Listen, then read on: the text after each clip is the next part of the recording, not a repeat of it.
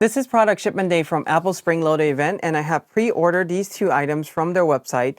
So we're going to be unboxing two devices. One of them is going to be the 12.9-inch iPad Pro with the Liquid Retina XDR display, and also a 24-inch iMac. And if you've been following my teaser on the channel, you will know that I got this one in purple color, so I'm looking forward to seeing it in person. Let's have a look at both of these devices. This is ArtIsRight. Before we start, subscribe if you're new and hit on the bell icon so you'll be notified every time I upload cool new videos like this. Beyond just the unboxing, I will share with you some of the insight for the configuration that I choose for these devices. These are mostly test devices beside the iPad that I'll be using it personally. And I'll also give you some preview as well as to the videos that I'll be making about these devices in a few weeks down the road, so make sure you stay tuned for that. But for sure, with the new iMac 24-inch with the M1 processor, what I will do is once we set this up, we're going to try to link this up to external displays and see how that works with it. So let's have a look at the iPad Pro 12.9 first, being that this is an Apple product. It always comes with these pull tabs, which is really nice. So we're just going to rip that open. So once you do that, you open it up, you will see that the iPad Pro just kind of pops up right away as you pull these out.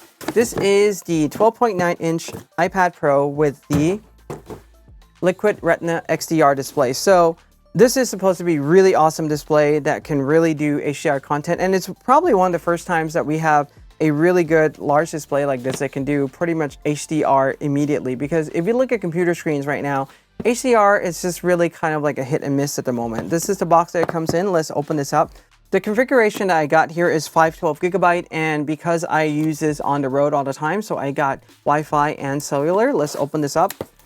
With opening an iPad, I mean, there's not much to it because the moment you open this up, very similar to an iPhone, you just get cradle but with the device. So let's open this up right here. Slowly, come on. It's super airtight.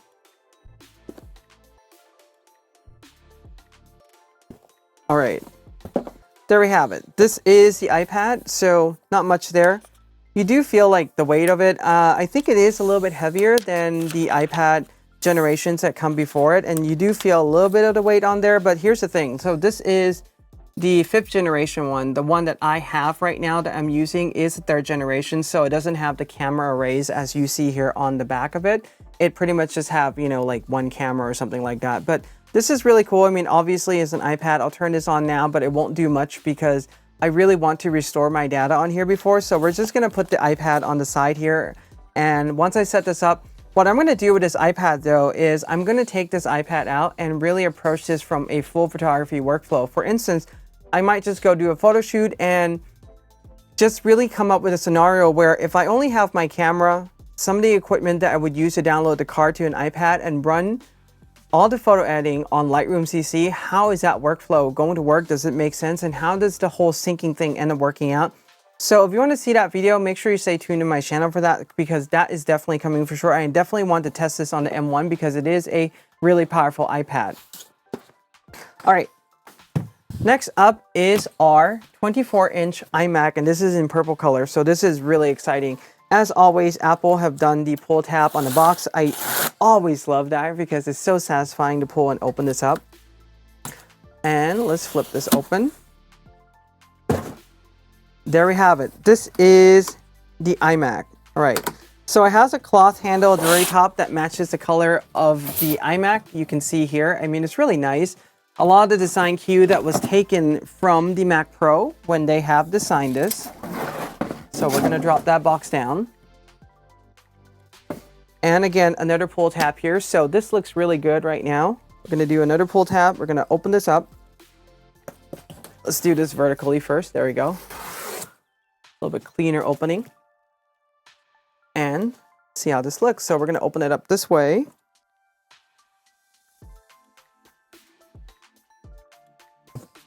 One thing that I'll tell you right now is that opening an Apple product has always been an event. It's so awesome the way how they designed their packaging. You get these two arrows and this just pretty much pops out just like that. It's really cool.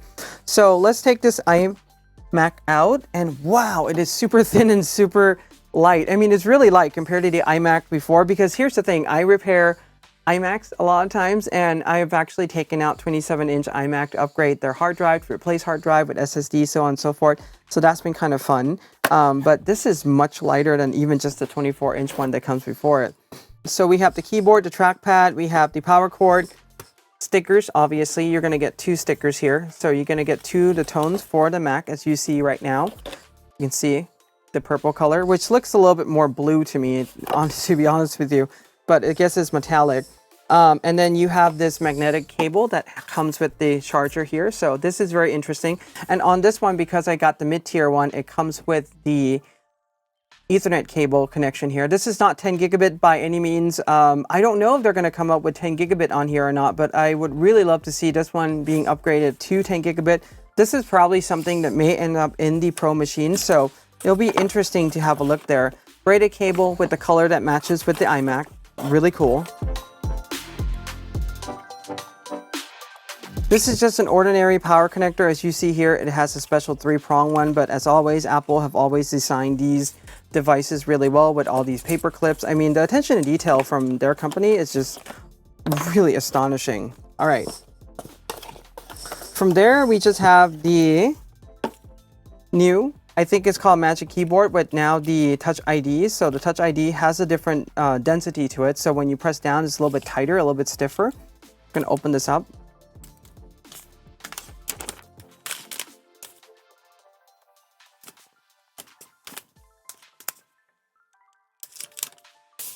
And obviously it has the rounder edge on them, as we see here.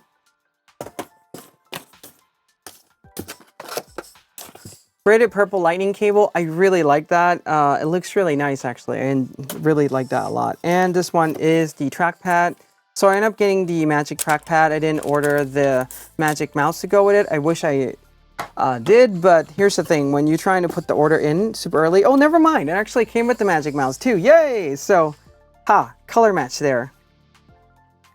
I thought I just ordered one or the other, and that's because I put in the order at 5 a.m. in the morning my time, so I wasn't really paying attention that much. It's just like, I just want the machine. All right.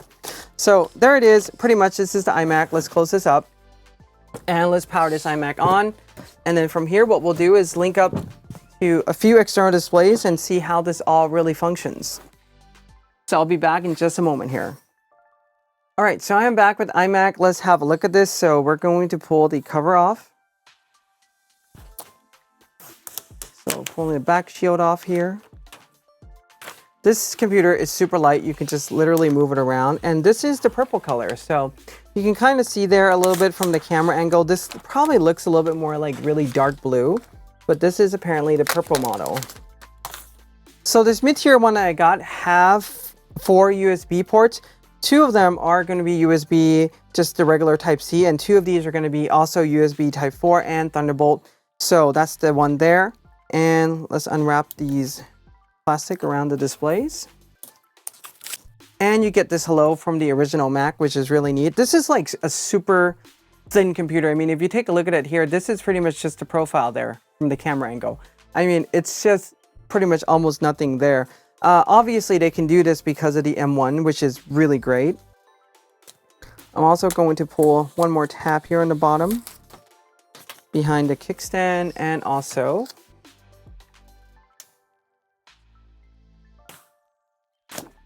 so hello to the new 24-inch iMac with M1 processor. All right, let's plug this in. And pretty much the only cable that goes in here, this is the magnetic charger cable, or magnetic charger. I keep saying magnetic charger. It's just a magnetic cable that powers it up. And you can see that, yep, let's see how it goes. All right, so it does take some force to pull this out. I mean, it's not that easy to pull it out. And then it does have an internal orientation. So the moment you plug it in, it's going to rotate a little bit in order for it to plug in. Let's power this on and see where we go from there. Probably see a really cool animation. So Apple is popping up right now and booting up for the first time. So apparently the other thing too is that this whole thing, including the bottom machine here, this is one of those things in the other unboxing video I've seen, it's not really clear, is that this whole front here is a piece of glass. This is no longer a separate aluminum piece or a separate aluminum color. This is pretty much glass with the color that is designed to be lighter to match kind of like the back of the casing. And the stand is also a little bit lighter color to closely match the glass on the bottom there.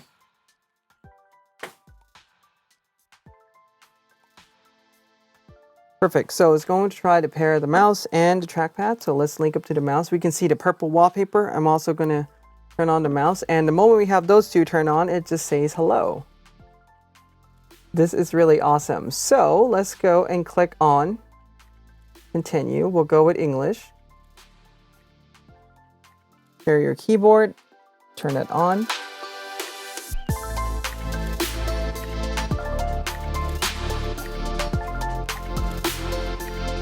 All right, so we're now doing the Touch ID setup. And Touch ID is ready. Let's use this in dark mode, why not? 2 trillion continue. And there we have it. This is the dark mode wallpaper. I mean, this 4.5K display looks really just amazing. So this is one of those things where you have a display that exceeds 200 pixels per inch. It's just going to look really fantastic the way how it does now. As you can see on the screen, like text is really crisp and sharp. That's the one thing that Apple has against any other external displays that are out there right now. So that's just a really one big advantage. Apple have always been really great with product packaging, and they really understand that there's a sense of connection once you really pay that much attention to the detail in the packaging. And they've always done a really great job of that. It's always been a joy to open up Apple products.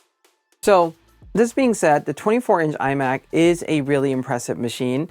And if you're looking for a machine for general computing, if you're getting started with creative workflow, these are really great machines that you should consider. In fact, all the M1s, they're using pretty much all the same processor inside there right now. But this one, the iMac, comes with pretty much everything you need. It comes with the keyboard, the mouse or trackpad, it has a built-in screen and a computer, and amazing speakers. So you can't really ask for more than this if you're looking for an all-in-one desktop machine, right? Speaking of screen being nice, I want to mention that the screen can be calibrated now. So if you're using a software calibration, you can use ArtIsRight devices. i1 Profiler will work with this, and also Spider software will work. If you're using an ArtIsRight device that uses i1 Studio software, supposedly from ArtIsRight, that release for M1 processor will be coming soon, so fingers crossed. I'm hoping to see that release soon, and when that comes, I will also release a video about that. And here's the other thing too, if you're using a BenQ hardware calibrated display, for example, I have 2 of them behind me here. This is the SW271 and this is the SW271C. Both of them are 27-inch 4K hardware calibrated display that's designed for super color accuracy for photography workflow. And we're going to try to connect both of these to this iMac and we'll see what happens. So that's going to be very interesting there. So stay tuned. It's coming up soon. But anyhow, Palette Master Element that's developed by BenQ is also running on the M1 processor now. So you can use Palette Master Element to run a true hardware calibration on these BenQ SW displays. So pretty much win-win for the most part. All right, the next part, what I'm going to talk about here is approaching this from a pro photographer perspective. I do dabble into videos. For example, I film for YouTube, but let me put it this way. If you're looking to get an M1 computer to do video work, it's going to do a fantastic job. Apple has been optimizing their Apple Silicon processor to do an amazing job with video encoding for years now. This can be easily seen from the older generation iPad when you try to export an iMovie and it pretty much just beat out the compression time for the same clip when you're trying to use an Intel Mac. But when it comes to photography, that's a bit of a different story. If you're like me, you use the de facto Lightroom Classic to manage all your images, to edit all of your images. If you use Lightroom CC, it does run native on the M1 now. However, Lightroom Classic is still running on Rosetta. And there are certain functions in Lightroom Classic, for example, panoramic merge, HDR merge, that are not functioning too well on these M1 processors just yet. So the best thing that we can do right now is really just wait for Adobe to release the native software. And I think at that time, Apple will probably release a more pro version of their processor too, which will make it even more compelling for us pros to really jump into it. For a quick background, I do weddings and events, and I manage a large library of images. I need a machine that if I go out and photograph, I need a machine that will function really quickly just like that and will function fully on the day one. So that means that the moment I open this box up, I don't have the time to be fiddling around with Rosetta 2, making sure that all these things work. Should I ever want to throw an image into HDR and I can't do it on this machine, it slows down my flow, and that's not something that really works well. So now let's have a look at my iMac and the configuration that I have chosen. If you are a pro like I am, I would definitely skip the base model because on that machine, you don't have enough USB ports for you to really use. Let me put it this way. I never walk into a working photographer space and see a computer that has no drive, nothing linked up to it, everything just works. That's never the case. You're always going to be using all those USB ports, so having more is better than having fewer. Here's the thing. If you go up with the mid-tier model, very similar to my configuration here, you're going to get 4 USB ports total. 2 of them are going to be USB 3.1 Gen 2. That is just a regular USB-C connection. They can carry 10 gigabits per second connection each. The other 2 ports that you're going to get is a Thunderbolt 3 USB 4. So the protocols can be switched vice versa, and it would automatically negotiate based on the cable that you're using and the device that you have plugged in. But essentially, you're going to have 4 ports total on the mid-tier and on the upper-end machine. This being a mid-tier machine, the processor has also been upgraded to an 8-core 8-GPU one, and I definitely recommend that you upgrade the processor. It costs a little bit more, but if you're a pro, this is definitely worth it. In addition to that, I've also upgraded the RAM on this machine to 16 gigabytes. And if you're a pro, I've seen so many questions on different forums. I'm looking at the M1 right now. I'm going to be running all these creative apps. Should I go with the 8 or 16? And there's different people chiming in that 8's okay. Let me put it this way. Those creative apps are going to eat up the RAM on your machine extremely quickly. And you don't want to run into a situation where you don't have that RAM anymore or it's getting full and your computer is doing this thing called a swap. So essentially it's taking the older files on the RAM that's not being used quite as often and is writing that to your SSD. This is going to cause SSD write amplification in the long run, meaning that you're writing to the SSD quite frequently and you're writing a lot of files to there. Having more RAMs prevents that from happening. It doesn't stop it entirely, but it decreases the likelihood of that happening in general. So definitely if you're a creative pro, go with 16 gigabyte. The other thing that you need to remember too is that yes, this is a shared memory, but that is the exact thing that you also need to know as well is because this RAM is being shared between the general CPU cores and the graphic GPU cores. It allows it to communicate much faster, but you're not having a dedicated bank of memory just to serve one entity anymore. It's serving both. So again, if you're a pro, go with the higher memory. All right, the next thing up on this machine that I have configured is a bump up in SSD size. Because this is a test machine, I'm not using this full time or anything like that on here. I just configure it to 512 gigabyte. That's enough, but that's also the minimum that I would recommend any pro configure their machine to. Here's the thing. If you're really doing a lot of work on these machines, definitely go with 1, if not 2 terabytes, because that will give you a lot more room to do more work. And also, if you go with, even just 16 gigabytes of RAM, at some point, those RAMs are going to get written to the SSD, and having some space for the computer to write that also, in addition to your file, is going to be important. So definitely configure at least 512, if not go up higher to a 1 or 2 terabyte. Aside from that, on the power brick, this being a mid-tier one, it also has a gigabit Ethernet connection on there. For me, I run a 10 gigabit Ethernet connection network, and this machine does not fit my needs. Really, I mean, the whole machine itself doesn't really fit my needs, but it's a pretty machine and I definitely want to review it because I know many of you are going to have questions about this machine. So here's the thing, even though you may not need the gigabit Ethernet connection, it's always a great idea to have a hardwire backup on your network and be able to connect that when you need it. So definitely choose that. Here's the thing though, I don't know if Apple is going to upgrade that down the road and make that a 10 gigabit Ethernet connection or not. If they could, that would be really cool, but we shall see what's going to happen. All right, beyond that, this machine, if you ask me if this is ready for a pro or not, I'm going to say no because of a lot of things. Number one is that on these M1 processors, we're running into an architecture limit.